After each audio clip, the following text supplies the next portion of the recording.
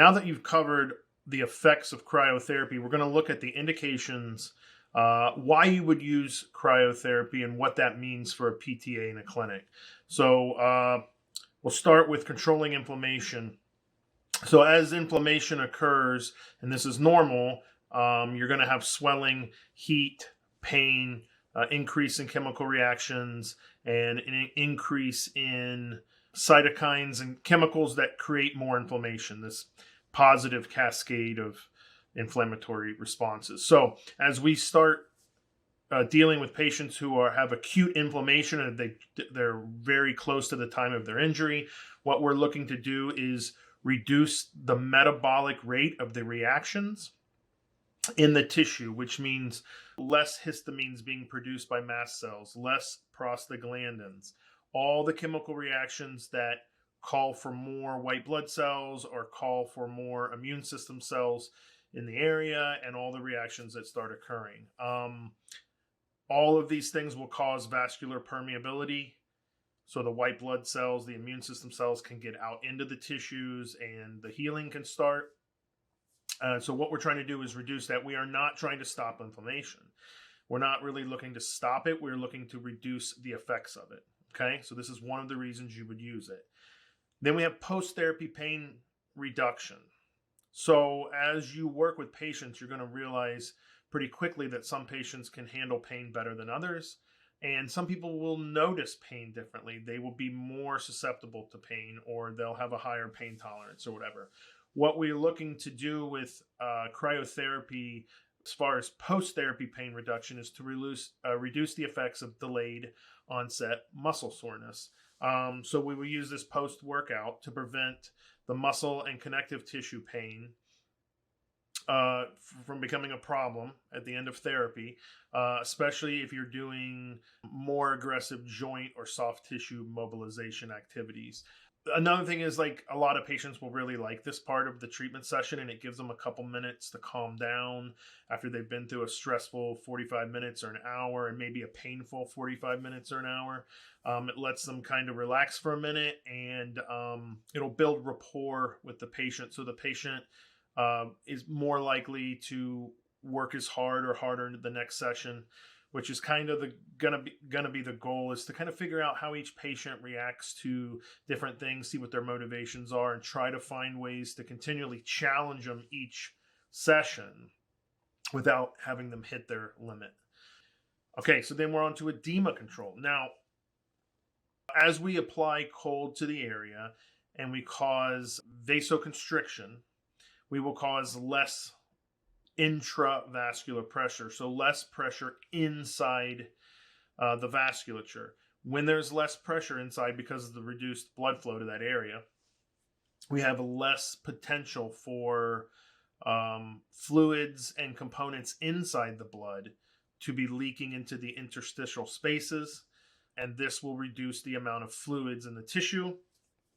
And we will see in precautions and contraindications to be aware of what is making, what's creating the edema. The swelling could be from circulatory issues, and we'll go over that in a future video. Okay, so I have pain on the list twice, and on the post-therapy pain reduction that we just talked about, that is more for delayed onset muscle soreness, which is pain the patient will have post-therapy due to the strain on the tissue, tendons, ligaments, muscles, so on. Often, especially in tissue that hasn't been worked a lot, someone who is bedbound or has been in an accident and just really hasn't been using their muscles that much, and you're working them pretty hard. The pain reduction at the bottom of this list is more for during treatment. And we talked earlier about gating, so we would use this to excite the thermocutaneous cold receptors in the skin, which would then start to gate pain at the spinal cord by exciting an inhibitory interneuron. And this starts changing the amount of signals that get to or through the spinal cord and into the thalamus, which is kind of your giant switchboard that starts making a lot of decisions about what the thinking part of the brain is even going to realize. So we start gating at the spinal cord level by using cryo to reduce pain during therapy. Finally, we have spasticity reduction. So this would be an indication for using cryotherapy for someone who, let's say, had a high deep tendon reflex, and you're struggling to even really touch them or move their body very much without them having these reflexes. And this is common in people with upper motor neuron lesions, which would be damage the spinal cord and brain. This usually causes stiffness and weakness over time due to the inability to use the limb without the reflexes. We can also use the cryo during treatment pre-stretching, especially stretching a tissue that's going to be very painful. We can kind of use the cold to gate at the spine and drop the drop the temperature of the tissue to a point where the stretching won't be as painful on the patient. And you can also use it for reducing clonus, which is a involuntary rhythmic muscle spasms. Okay. So what does this mean for the PTA? So when you're in a clinic or you're in clinicals or whatever, and you're thinking about like, when would I use cryotherapy? You want to think, is the patient in a state of acute inflammation? Have they just had an injury? Is there redness and swelling and pain? Heat? Is this something that I can do to make the experience better for the patient? Is this something I can do to make or to give the patient more range of motion, to perform the activity, the functional activity I'm trying to do with them? Okay. So you start thinking, hey, if I can reduce the pain, swelling, and heat, I can get more tolerance out of this patient, maybe get a longer treatment session and more work done. It will also improve rapport with the patient. So you think, I've noticed this patient struggles with therapy and they're complaining of a lot of pain after therapy. Well, that could be delayed onset muscle soreness. It could just be pain from using tissue they haven't used in a while. So this is something you maybe let them calm down after therapy and towards the last 5 or 10 minutes of therapy, and you let them use the ice to reduce pain. Increases the desire to return to therapy, which is a huge component of therapy that, isn't going to be on a test, but in the real world, motivations are all, a lot of therapy. It's a large chunk.